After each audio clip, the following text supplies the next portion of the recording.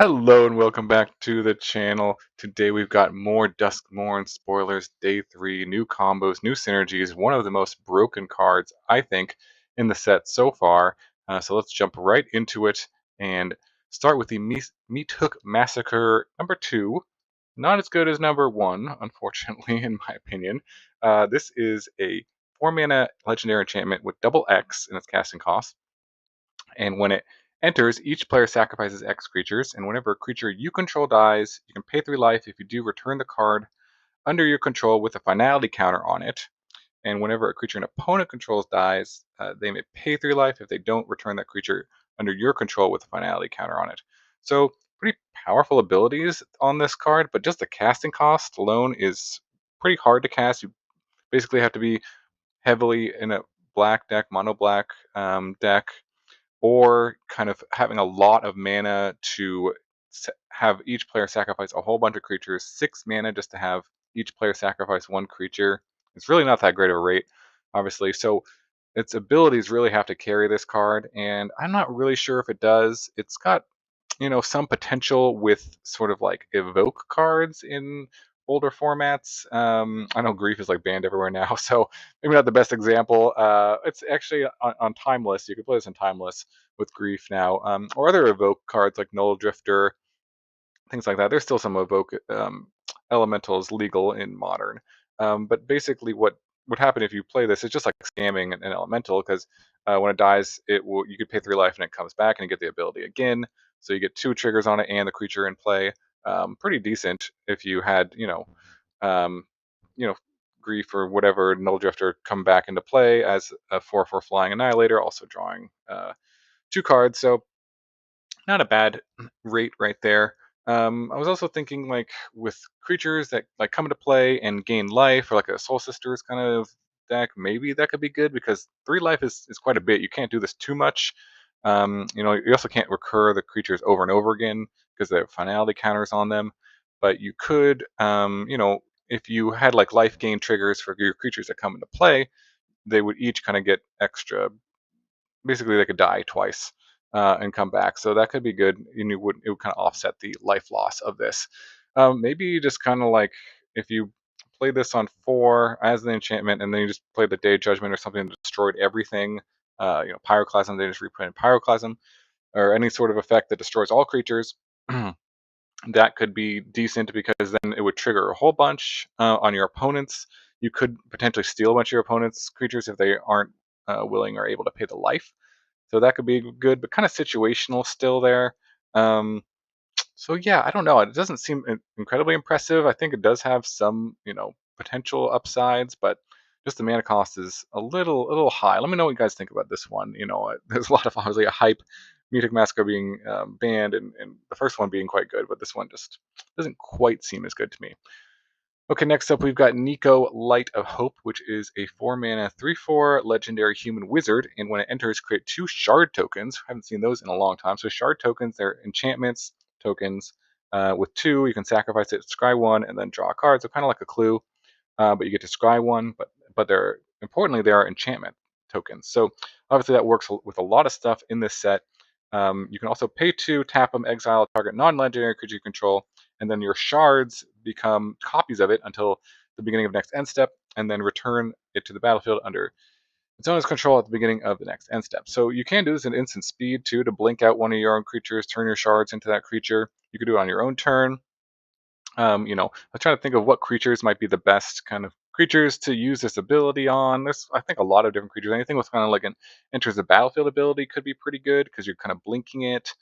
So there's that sort of upside for Nico. And then, it triggers enchantment abilities, which I'll kind of get to later in this preview. But uh, the other cards I was thinking of, kind of like a patched play thing, would be kind of sweet because then when you're turning the shards into the creatures, those shards would not have -1/-1 counters on them. So you could just like swing for 8, 16 basically with the 2 shards. Um, and this also depends on how many other shards we're going to get in the set. I don't really know. We haven't seen any others besides Nico, so maybe you're able to create shards some other way. Not really sure. There are ways of like creating copies of tokens. So you could create more shards that way maybe, but something to consider as well with this card. There's a lot kind of going on. The other cards I was thinking of, like creatures that have sort of attack triggers, like the new Hauntwood Shrieker would be kind of nice with this. Turning both your shards into Hauntwood Shriekers and then attacking and then getting the Manifest Dread twice, without actually having to attack with the Hauntwood Shrieker itself, because then it would come back into play. Or blinking stuff like with the Phyrexian Flesh Gorger might be pretty sweet. Play that on 3, this on 4, or even on turn 5, you could just like play the Flesh Gorger prototype and then exile it right away. Your shards could attack as for 6 basically, and then it would come back as a 7/5. And then the next turn you could exile again, make both your shards into 7/5s, attacking that turn too. So that would be pretty nice kind of combo there. It's a little slow. There's also some janky combo potential in standard with Chaotic Transformation, because you're creating shard tokens. So you can kind of build your deck in such a way that this, whatever big enchantment you're getting out of your deck, you're exiling the shard token, and then that's searching up that big enchantment to put directly into play. So definitely some interesting combo potential with Nico. Pretty cool card overall. I think that actually has maybe some potential in standard, and we'll have to kind of see if there's more shard synergies, and then also as much enchantment synergies really quite matter, obviously, with this set. So let me know in the comments if there's other creatures. I was trying to think. There's probably some creatures I'm missing too with this guy that would be pretty good to blink out and turn your shards into it. But yeah, let me know what you think the best targets are for Nico. Okay, next up we've got Victor. Let's say Victor. I'm not going to try to pronounce the whole name. 3 mana, white, black, 3/3 human warlock legend. And it has Eerie, so it triggers whenever enchantments come into play, or when you fully unlock a room. I feel like that's going to happen less often than when enchantments come into play. But well, again, we'll have to see the rooms and if we get any like cheap rooms to unlock and stuff. So far, all the rooms we've gotten cost quite a bit to fully unlock. So it seems like that would be much less likely that's going to happen. But we'll see on that one. So the first time an enchantment comes to play, you Surveil 2. If that's the first time it has resolved. The second time, each opponent discards a card, and the third time, put a creature card from a graveyard onto the battlefield under your control. So pretty powerful. Gets to reanimate something for free from either graveyard too. And so you can kind of see that the reanimation ability here works with the first 2 abilities, surveilling, putting cards into your graveyard, so it can give you a target to reanimate. Having your opponent discard a card could potentially be a creature that you reanimate. And it's not like a temporary reanimation; it just comes into play forever. So if you can trigger this guy 3 enchantments or room unlocks in a turn, pretty powerful. I was thinking about, we just talked about Nico, which puts true enchantments into play right away. We also have Fear of Isolation, which can bounce. Could bounce Nico itself and have you replay it again. But if you have 2 Fear of Isolations, you can kind of loop them together. So maybe that's sort of a thing that can trigger Eerie, 2 mana to trigger Eerie every turn.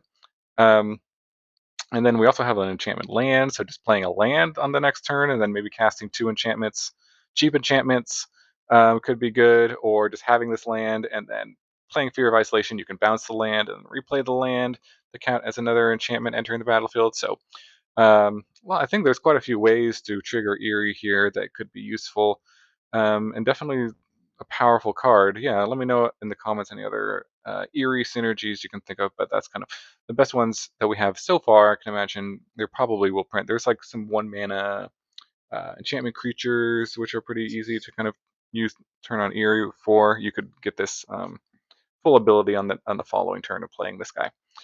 So yeah, I think this guy's got some potential for sure. Okay, next up we've got the Ghost Vacuum. Ghostbusters are in the house. Pretty sweet. A 1 mana artifact, and tap and exile target card from a graveyard.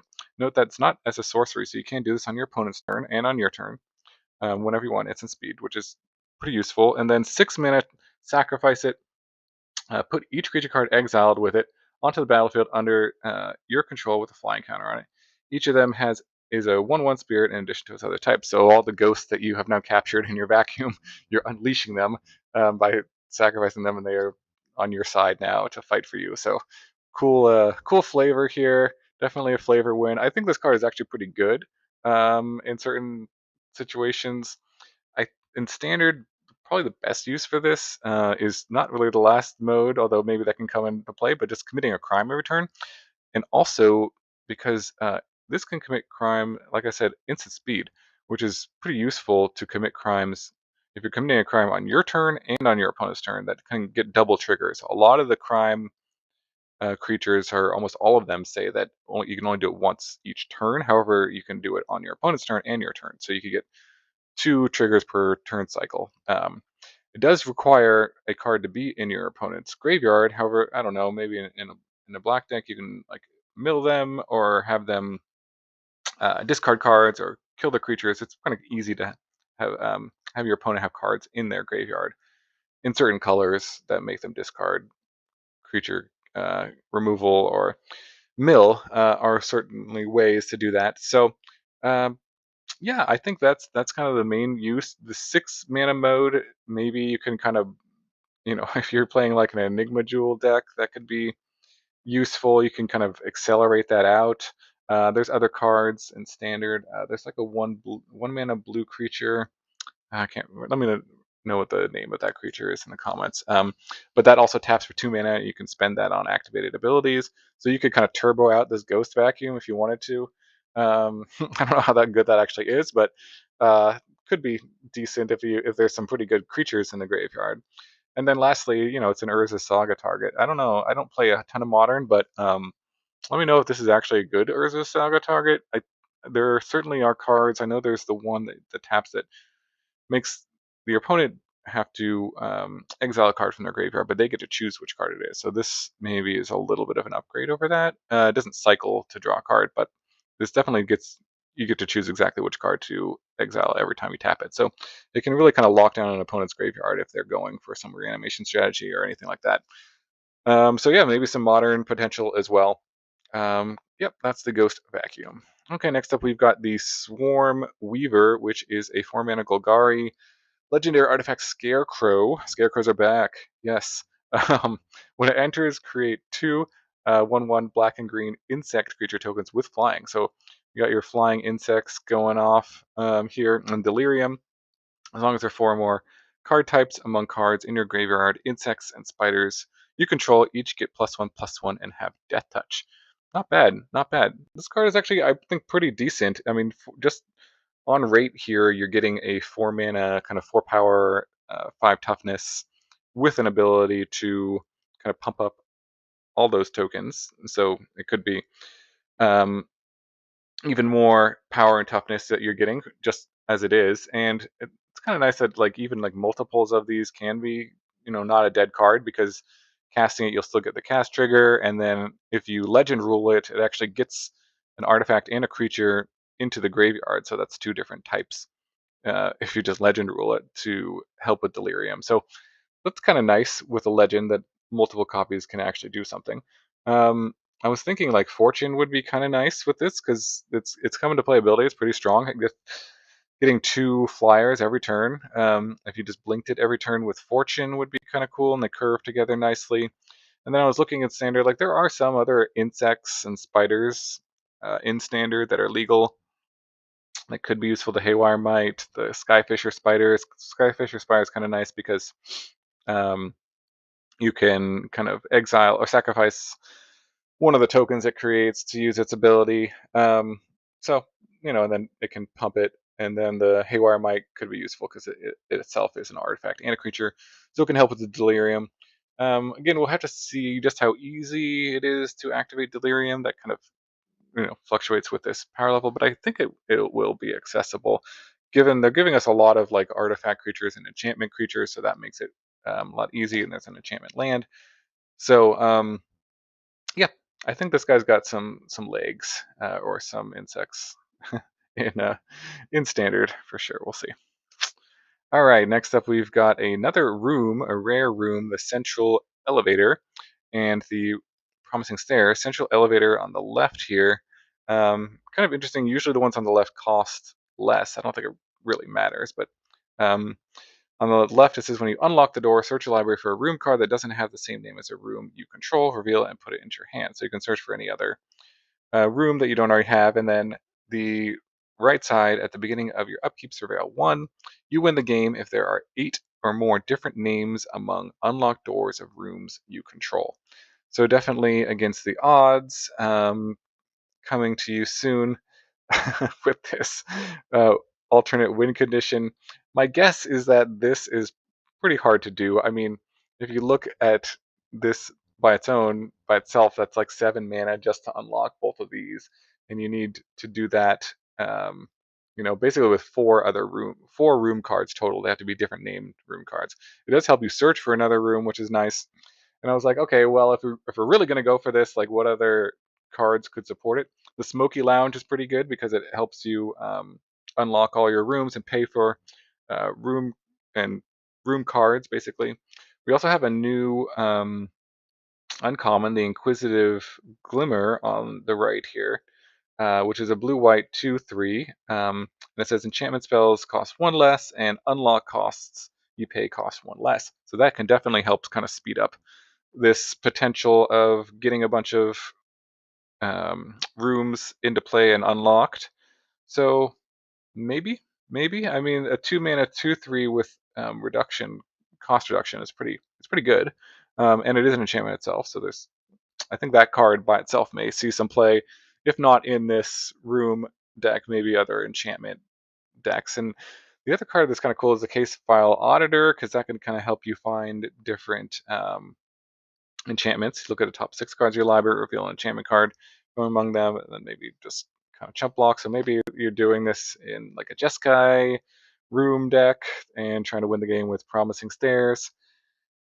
We'll see. The Promising Stairs, like the way out of this mansion. I don't really know if that's like the flavor. That's how you actually get out of the whole thing. We'll see. Anyways, some pretty fun uh, build around here, and how powerful it is, yet to be determined. Okay, next up is Leyline of Resonance. My vote for probably one of the most broken cards in the set so far. I don't know if it's like the most competitive, but this card just seems kind of, it can do some ridiculous stuff. So if it's a ley line, if it's in your opening hand, you begin the game with it on the battlefield. Whenever you cast an instant or sorcery spell that targets only a single creature you control, copy that spell. You may choose new targets for the copy. So okay, it costs 0 if you have it in your opening hand. I mean, that's always the risk with ley lines. You put it in your deck, maybe it's not in your opening hand. There's about a 40% chance it's in your opening hand. That's why I think, if you're building your deck around this card, you have to be able to play the deck without the card in it. But if it's, I mean, there are some ways in Modern to manipulate your opening hand and mulligans as well. So, there is that if you're really needing this card. But it essentially costs 0 if it's in your opening hand, and it just copies spells for free without you having to pay anything else. So like, okay, that's pretty good. In standard, there's just like way too many ways to kill your opponent, like on turn 2 or turn 3 with this. There's a new even they even gave us a new pump spell that's pretty decent, the Turn Inside Out, which is +3 power, and then if your creature dies, you manifest dread. You can actually use this on your opponent's creatures too if they're about to die. I think, and that gives you the manifest dread creature. So just something of note on the Turn Inside Out. But if you played a 1-drop and then you had Leyline of Resistance and then you just like pumped it with Turn Inside Out, that's like +6 power on turn 2. So yeah, that's pretty good, right? For just 1 mana, +6 power, and then if it dies, then you manifest dread twice. Is that right? I think so. Or like Monstrous Rage, like just put a monster roll on 2 of your different creatures. Trigger prowess, like, oh my gosh, I don't, I don't want to play against that mono red that has the Leyline of Resonance in its opening hand. Like, you're probably not winning that game. It's probably the game probably isn't even gonna last past turn 2 or 3. So Also pretty good with Venerated Rot Priest, because it says whenever a creature you control becomes the target of a spell, target opponent gets a poison counter. So even the copies that it makes will trigger the Rot Priest again. So that's pretty sweet, right? And then Blazing Shoal, I mean, that's not, I think that's banned in Modern for a reason, but, you know, in any format where that's legal, I guess Legacy maybe, you can, I was thinking you could kill people like on turn one if you just have like Mountain, if you have Leyline, Mountain, Goblin Guide, and then go Blazing Shoal, you know, exile something that costs 10, that's like plus 20 power on turn one. So, like, okay, that's fair. And the interesting thing is, like, even if, like, in Legacy, let's say they have, you know, a 0 mana counter, um, you know, Force of Will or whatever. The Leyline, it copies it. It's not, so even if they counter it, they're only countering one of the copies, not both the copies. So it doesn't completely fizzle your combo, so to speak. So that's, I don't know, kind of absurd to me. This card seems really broken. Let me know if I'm over evaluating it. I mean, I think it's, again, I don't know if it's the most competitive, but it seems the most broken. Like potentially, like you can win on turn one or turn two with this card. So that's interesting. Yeah, there's probably a lot of other things you can do with this. You know, there's cards that like target your creatures and cantrip and draw a card. You can just like double up on those. Um, and like heroic decks in Pioneer might want this. I don't know. I feel like this is going to see some play somewhere. It's the power level is pretty ridiculous. Being able to copy spells for paying 0 mana to put into play and 0 mana to copy the card. Anyways, I could go all day about this one, but it seems really strong to me, or at least potentially really powerful. All right, next up we've got the Grievous Wound, which is probably not as powerful, but pretty cool card actually. I like this one. It's a 5 mana enchantment aura, and you enchant a player. An enchanted player can't gain life. Okay, nice. And then enchanted whenever enchanted player is dealt damage, they lose half their life rounded up. So I believe this is just like an instant kill with Bloodletter of Aklazaz, which there's another card that also is an instant kill with Bloodletter, but this could like give more redundancy to that as long as you do some damage to them. Tell me if I'm wrong in the comments, but I think if you had Bloodletter on 4 and then this on 5, enchant your opponent, and you attack, they would lose. You know, I think you can choose the order of this. Like they would lose half their life, and then there would Bloodletter of Algalaz would double the half, and then it would be their whole life. Or if you don't even attack, you could just ping them or something like that. And then even outside of like the Bloodletter combo, maybe this card is useful because you basically, like if they're at 20, you just have to ping them, I believe, like 5 times, because once they go down to 10, then twice they go down to 5, and then down to 2, then down to 1, and then to 0. So you just need to ping them 5 times, and maybe you could just like do that with some deserts, or like the new Razor King Needlehead is decent at just pinging your opponent. I don't know, that seems okay. Not as good as sort of an instant win, but potentially some use there. Yeah, it is also an enchantment and an aura, so it could synergize with things that are enchantments and auras. There are some ways to search up auras as well in standard. So yeah, let me know about this one. This is I think maybe more of a casual card, but actually has some combo potential as well. All right, next up we've got the Overlord of the Boilerbilges. That's how I say that. It is a 6 mana 5/5 enchantment creature avatar horror. So it's kind of the cycle of the big impending uh, dudes that we got. And this one says when it enters or attacks, it deals 4 damage to any target. So meh, that's okay. Like 4 mana to do 4 damage to something is not really what you want to do typically. It does have the upside, of course, of having this impending that can tick down, and then you can play it for 6 mana later in the game as just a 5/5, which is pretty strong too. So, you know, I think you kind of want to do the same sort of shenanigans I've been talking about in my other preview videos with all these other kind of enchantment impending guys, which is either blinking this with scroll shift, which is kind of nice because then it comes back to play. You get to do 4 damage again to something, and then it is a creature. You could kind of like even do that like mid combat, and sort of maybe blow out your opponent with a block, as well, and then like do 4 damage to something else, and then your turn attack, do damage to something else. Curves nicely again into Glissa, and kind of actually works pretty well, with Glissa in the sense that if you play Glissa on 3 and then this on 4, you can do 4 damage to maybe like destroy an opponent's blocker and then attack, remove the counters from impending, then it goes down to 0, impending at the end of your turn. So that could be pretty decent. And then maybe this is like just good in kind of like that. There's like a red green smuggler surprise deck that puts in a bunch of big guys. There's what's the name of the card that creates other? It's like a 6 mana red card that creates copies of your guys that you saddle it. Blank on the name, but that would be pretty good to put that and this into play, and then create much tapped copies of it, and when they come into play, it does 4 more damage to anything. So maybe it goes in that smuggler surprise deck because you can kind of play it early if you need to and impend it just to kind of stay alive, use it as removal, and then when you get to 6 mana, you can smuggler surprise and just win the game. So some interesting ideas with this one. I'm not sure if it's as powerful as the other ones, but I think it's got some potential. Okay, next up we've got this card, the ley lines in the set.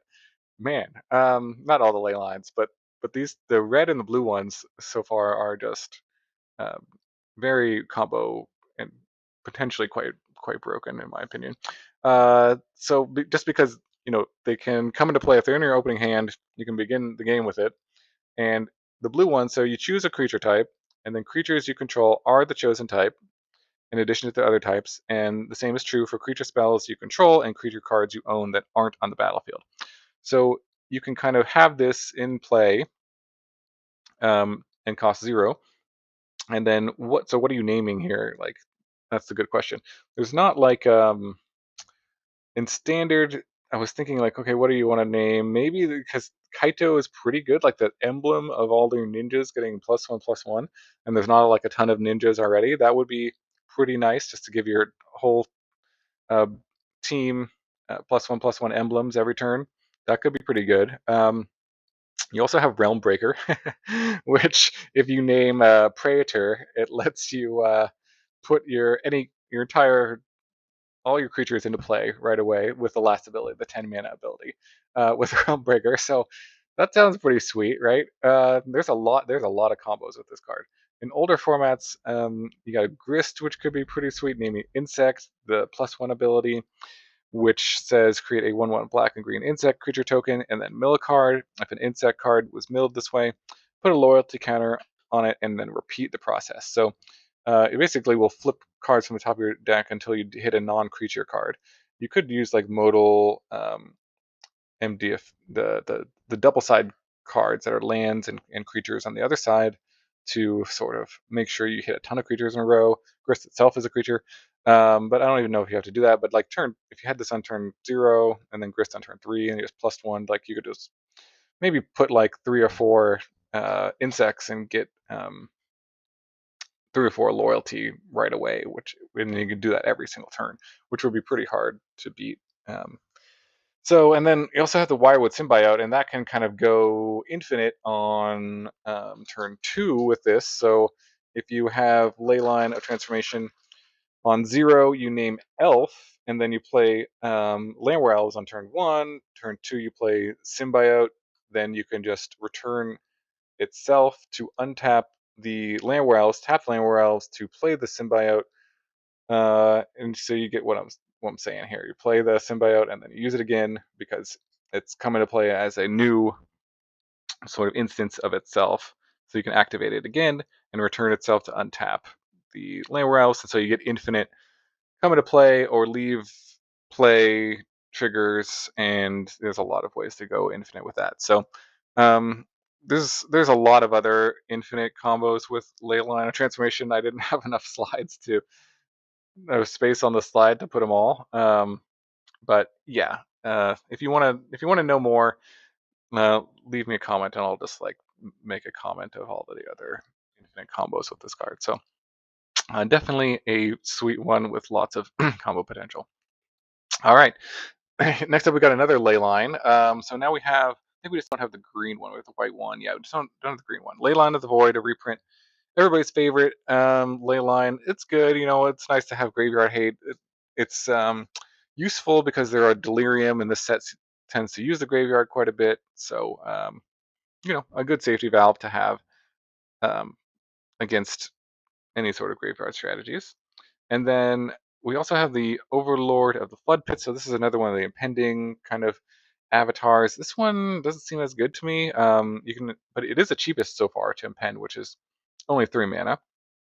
So that's decent. Um, and it is a flying 5/3 when you play it for the 5 mana cost. But when it enters or attacks, draw 2 cards and discard a card. So maybe like in a Reanimator deck, maybe this could be useful as like both a Reanimator target and something to enable your Reanimation. I'm not really sure. This doesn't seem like super impressive card to me, but the reason I put these on here is because I want to build like a Zur deck in Standard with just like bunch of ley lines and then a bunch of these impending creatures, and just turn them into creatures again, and the other enchantment creatures that when they come back they become an enchantment. Just like play all of those and then play Zur and just turn them into turn them into enchantments or creatures that are enchantments. So that could be kind of a fun build around as well. Pretty janky, but why not? Okay, next up we've got some uncommons coming up. So a lot of cards spoiled today. Valgavoth's Faithful, which is a 1 mana 1/1 human cleric. 4 mana to sacrifice, return target creature card from your graveyard to the battlefield, activate only as a sorcery. So why is this card notable? Well, 4 mana Reanimation is kind of a cheap rate actually in Standard. You don't often get that. So to be able to do that, obviously the downside of this card is that, like, if you play it on turn 1 and then they just like cut it down or something, they kill it, then you know you can't reanimate your thing. But you know, maybe you can just use it like in the Soul Cauldron deck and just give your creatures the ability to sacrifice themselves and reanimate other things. That could be kind of cool. It's also works with other activated ability synergies here, like the Enigma Jewel or Training Grounds, like what you could do. Like if you played Enigma Jewel on turn 1, turn 2, you looted away your giant creature that you want to reanimate, your Traxa, whatever. And turn 3, you can play this guy and then reanimate right away because you'll have access to 5 mana on turn 3. So that could kind of dodge the creature removal. So definitely some possibility of reanimation on turn 3 in Standard, which is pretty cool with this. All right, next up we got a reprint, Ethereal Armor, which is a 1 mana aura. Enchanted creature gets +1/+1 for each enchantment you control and has first strike. A very strong card, and has definitely seen some play in like Pioneer and Modern before. So I think we just lost the what's the I'm blanking on the name, the 2 mana 2/2 that searches out enchantments. But we do have some other synergies. Calyx, I think, is particularly quite good with this because it can create copies of it. Calyx itself is a enchantment creature, so it pumps up Ethereal Armor. And we also have the Toadstool Admirer if we want to go like Boggle style. Just load up the Admirer with a bunch of auras. This is the way to do it for sure. And then there's a lot of just like kind of cheap enchantments. Maybe just like Fear of Lost Teeth. If you played that on 1, this on 2, that's like a plus. Sorry, it's a +2/+2, and then you play another enchantment creature, and now it's like +3/+3. It can kind of scale out of hand. There's an enchantment land that could be used with Ethereal Armor. So obviously a lot of synergies here, and one of the better auras probably printed or has really seen like constructed competitive play. So I have a feeling it has a chance of doing that again, and even potentially in Standard. All right, so next up we've got a pretty cool sequence of cards here in the lower rarity. So say its name is a 2 mana sorcery, mill 3 cards. Then you can return a creature or land card from a graveyard to your hand. So kind of decent on its own, actually. Um, useful for like a mill deck or trying to find something. But then it says exile this card and 2 other cards named say its name from a graveyard. Search your graveyard, hand, and or library for a card named with Altenak. The thrice called, because it's been called thrice from you say it you've seen its name 3 times, and put it into the battlefield. If you search your library this way, shuffle, activate only as a sorcery. So if you get extremely lucky and you just cast this on turn 2 and you happen to have 2 more of them in the top 3 cards of your library, you can get Altenak into play, which is a 7-mana 9/9 trample. And when it becomes a target of a spell or ability an opponent controls, draw a card. So pretty decent. It's not the best card on its own. I mean, it's okay. I would say, like, if they have like Go for the Throat or something, you will draw a card. So that's good. But 9/9 trample, if they can't kill it, it's pretty sweet. And if you get this on turn 2, that's pretty good. It may win you the game if you did get that on turn 2. And it also has the ability, you can pay 2 and discard it and return a land from your graveyard to the battlefield tapped. So not bad. So really, both these cards and also this new kind of patchwork beastie, I kind of want to feature this card. I like this card quite a bit. It's a one mana 3/3 beast with delirium, and it's an artifact creature, so that helps with delirium having an artifact creature. 2 types. And it can't attack or block unless there are 4 or more card types. At the beginning of your upkeep, you can mill a card. So that kind of helps in this mill strategy. Looks like kind of green is focused on self-mill here, which is pretty good. So again, if you got really lucky, you could say its name and mill 2 other ones and get the Altenak on turn 2. You can kind of do other things with like founding the third path. I thought might be kind of sweet because it'll let you cast say its name for free and then mill you 4 more the following turn, and then the following turn you could cast say its name again, although you would have to exile it, so maybe that's not the greatest, but you could cast another, say there was another mill spell in your graveyard, you could cast that for free. So founding is pretty good at just sort of filling up your graveyard as fast as possible. A very good card, and it can also contribute to delirium being a different type an enchantment.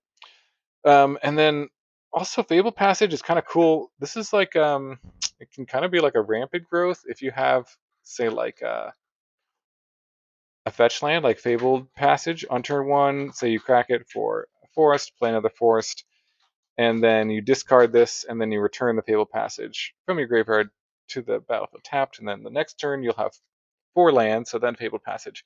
When you sacrifice that, it would come into play untapped. So that could be a decent sequence with this guy. Maybe you just kind of play the Altenak in a Reanimator kind of deck because it can put itself into the graveyard and kind of ramp you. So it's certainly got some potential. Some pretty cool stuff there. Yeah, let me know in the comments below what you kind of think about this combo, but I think I want to try to brew around it for sure. Okay, next up we've got Pyroclasm, which is a reprint, a 2-mana sorcery, deals 2 to each creature. You'll know what this does. It's pretty impactful, actually, I think, in Standard. I don't think this is legal in Pioneer, so probably could be useful in Pioneer. There's any sort of token decks. There's a Boros token deck that everybody hates. It's pretty good against mono red, although mono red has like pump spells which can sometimes get around this.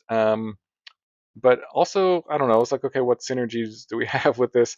There's Screaming Nemesis, which is kind of cool because if you played that on 3 and then you just Pyroclasm after that, it would maybe kill a bunch of your opponent's creatures. But if it didn't kill them, you would have 2 damage to target anything with. Say if they had a 4 toughness creature, you could kill that or just do 2 to them, and then they couldn't gain life the rest of the game, and then swing in with the Nemesis. So maybe that's kind of like a 1-2 punch if you're playing like sort of a bigger red deck. You could have Pyroclasm main deck and kind of have some synergy there. All right, last up we've got some rare cycle of lands. These are interesting because they have 1 type and then 1 allied type. There's only 5 of them, so it's not like a complete cycle. And 1 is like the main type, for example, the Flood Farm Verge on the left here. So it's sort of like a plains.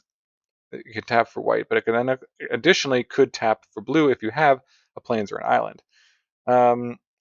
Now we have, you can just play basic lands in your deck, but there's also sort of the surveil lands, which also have the types, multiple types on them. So that can kind of help activate the different sides of these potentially for maybe a 3-color or 4-color deck. If you're kind of mixing and matching the surveil lands with these new lands, that could be one way to build your mana base. But also, like, it's pretty good if you're just in a mono red deck splashing green, which there kind of is that list. So so you're mainly playing red, so you can play this on turn 1 for your Swift Spear or whatever, and then play a mountain and then tap it for green on the next turn if you need to.